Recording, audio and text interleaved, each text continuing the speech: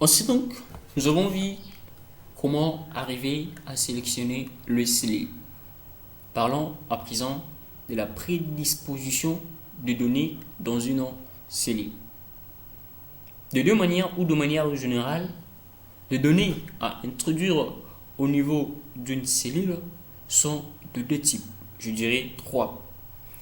On peut introduire des données numériques, on peut introduire le formule et troisièmement les données alphanumériques.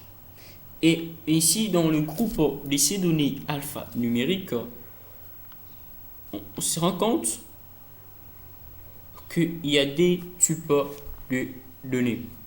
Tout premièrement, les données qui sont quasi alphabétiques, ou bien mixage numérique ainsi qu'alphabétique pour constituer les données alphanumériques. Ainsi, selon un type de données à un autre, la disposition dans la cellule change.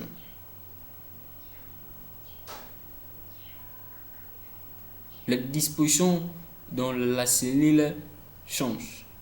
Dans quel sens ces dispositions vont-elles changer? Ainsi donc, tout commence.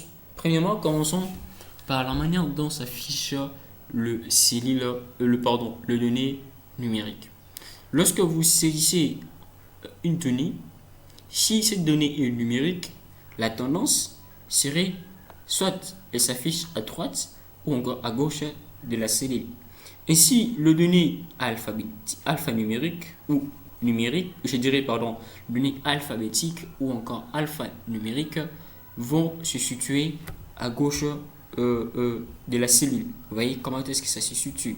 Et si donnée est numérique, elle va se situer à droite. Si j'ai commis le D, c'est à gauche. Si par exemple pour une raison ou une autre, par exemple pour des données ayant des unités, comme je veux faire 2 litres, vous voyez, ça va s'afficher à droite. Or, elle n'est rien d'autre que les symboles d'unité de mesure. Alors nous voudrions que cela s'affiche à droite. Ainsi, nous allons parvenir à un moment donné un peu plus loin où nous verrons exactement comment arriver à modifier le format des données d'une cellule. D'accord? Par exemple, je peux anticiper. Je suis là, je vais mettre un autre type de données. Par exemple, vous voyez qu'ici D, je rentre, je vais personnaliser tout comme ça ce que moi je voudrais faire. Je suis là. Je sélectionne par exemple un type de données. Je vais mettre. Je mets comme ceci. Je rentre. Je mets seulement 2.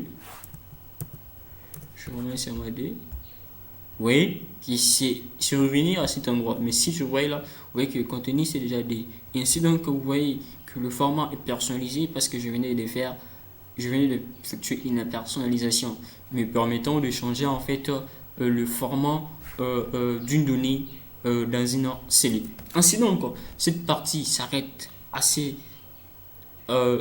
endroit. Bien sûr que ça vous excite dans le sens d'augmenter la curiosité à découvrir d'autres fonctions d'Excel. Mais ne vous en faites pas, nous y reviendrons au moment opportun pour pouvoir parler de ces rubans nombres.